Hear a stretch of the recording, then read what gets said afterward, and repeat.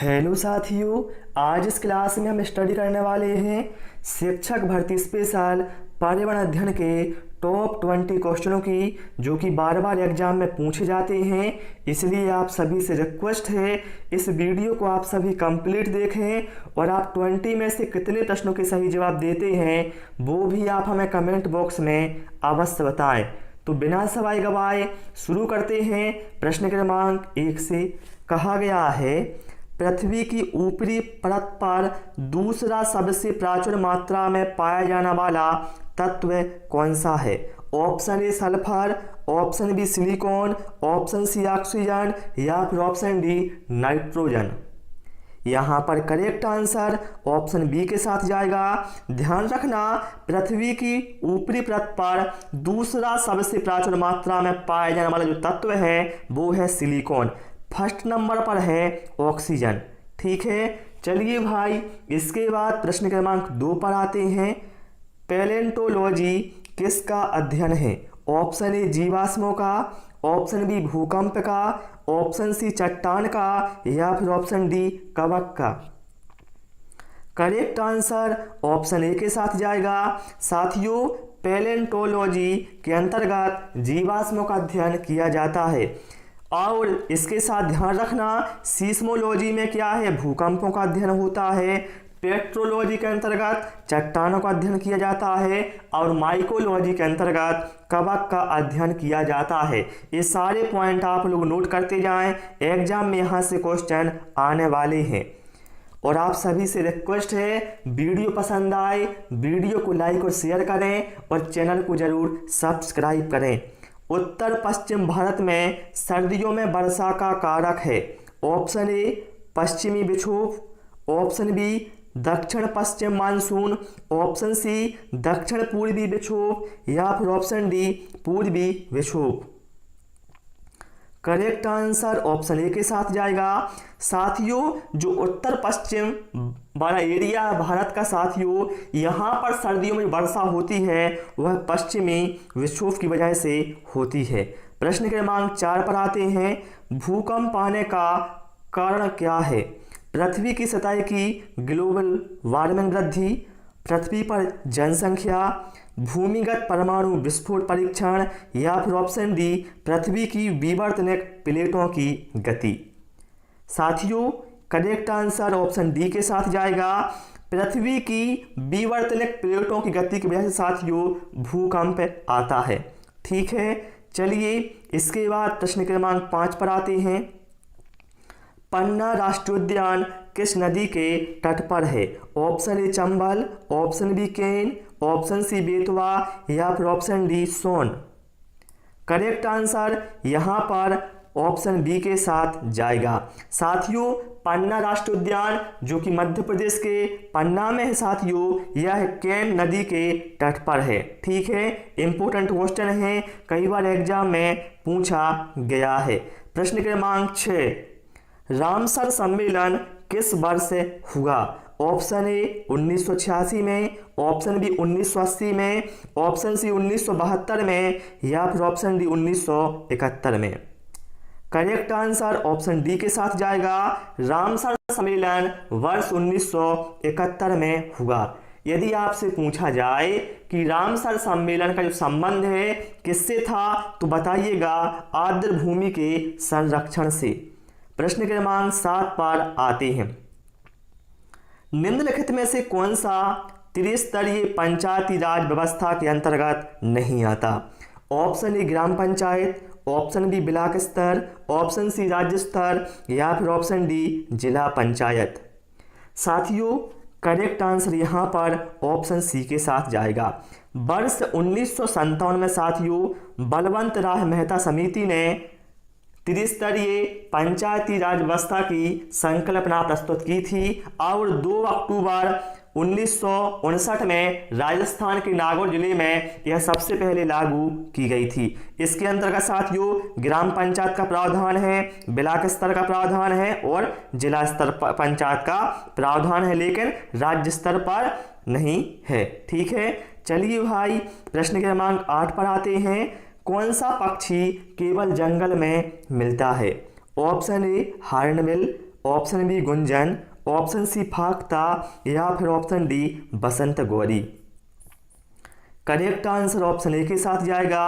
Hornbill पक्षी साथियों ऐसा पक्षी है जो केवल आपको जंगल में मिलेगा और इसी के नाम से साथियों एक उत्सव भी मनाया जाता है, हार्नबिल उत्सव। ये भी एग्जाम में पूछा जाता है, तो ध्यान रखना, हार्नबिल उत्सव साथियों नागालैंड में मनाया जाता है। ठीक है, यदि आपसे पूछा जाए ऐसा कौन सा पक्षी है जो कि पीछे की ओर उड़ता है, तो बताइएगा गुंजन पक्षी, या जिसे हम हमिंग बर्ड के नाम से भी जानते हैं। प्रश्न क्रमांक 9, प्रोटीन का पाचन कहाँ से प्रारंभ होता है? ऑप्शन ए मुख से, ऑप्शन बी उदर से, ऑप्शन सी छोटी आंत से या फिर ऑप्शन डी अग्नाशय से। करेक्ट आंसर यहाँ पर ऑप्शन बी के साथ जाएगा। प्रोटीन का साथ जो पाचन है वह उदर से प्रारंभ होता है, लेकिन यदि आपसे पूछा जाए कि भोजन का जो पाचन है वह कहाँ से स्टार्ट होता है, तो बताइएगा मुख से। दोनों क्वेश्चन अलग अलग हैं, ठीक है, इसमें आपको कंफ्यूज नहीं होना है। प्रश्न क्रमांक 10, कौन सा जीव त्वचा से श्वसन लेता है?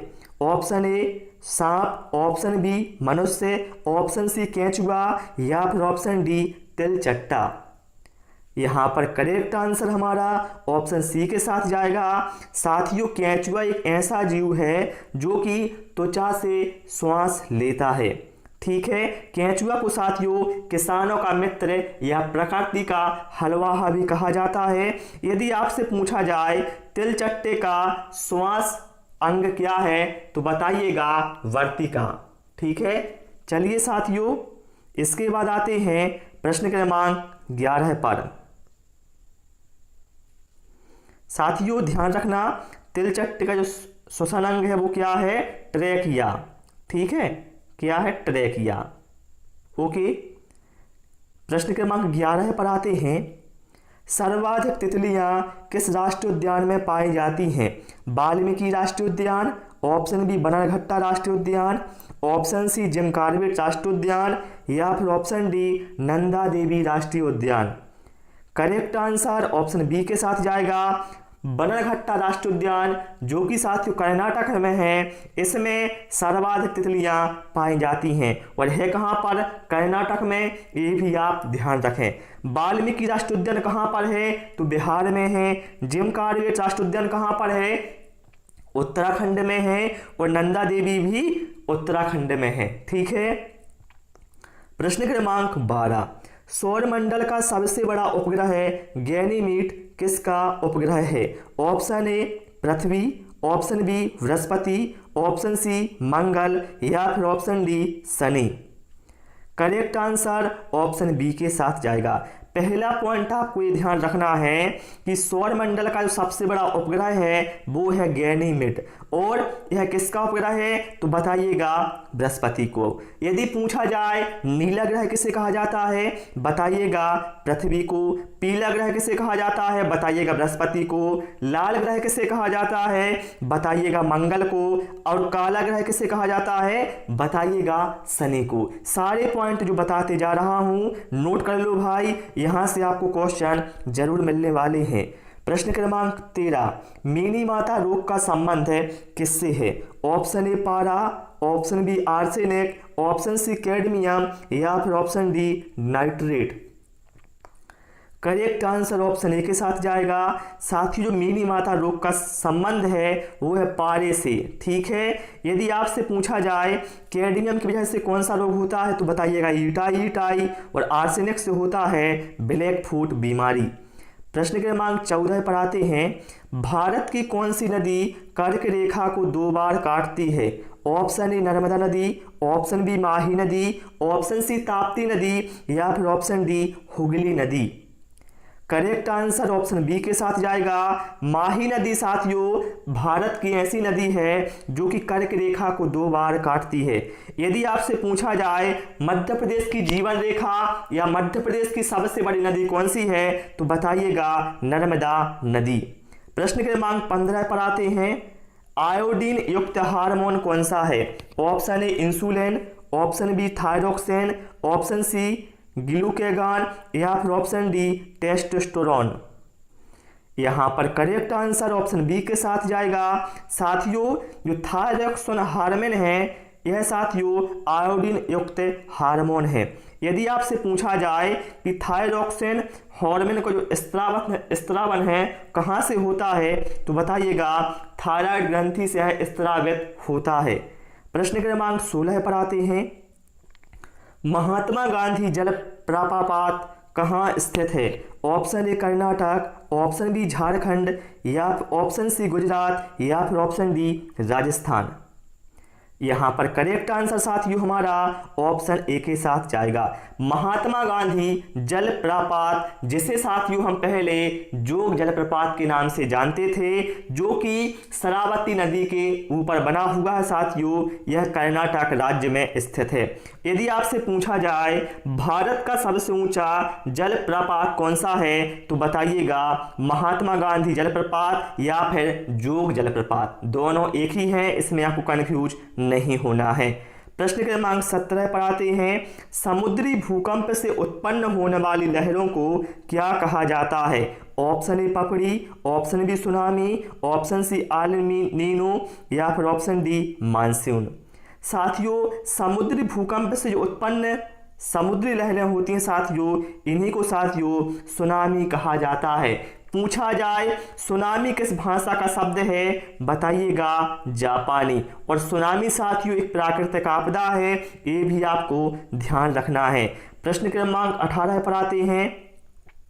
रक्त अल्पता, जिसे हम एनीमिया के नाम से भी जानते हैं, बताना है निम्नलिखित में से किस विटामिन की कमी की वजह से होती है? Option D vitamin D, option A vitamin D, option B vitamin A, option C vitamin K, या फिर ऑप्शन डी विटामिन B12।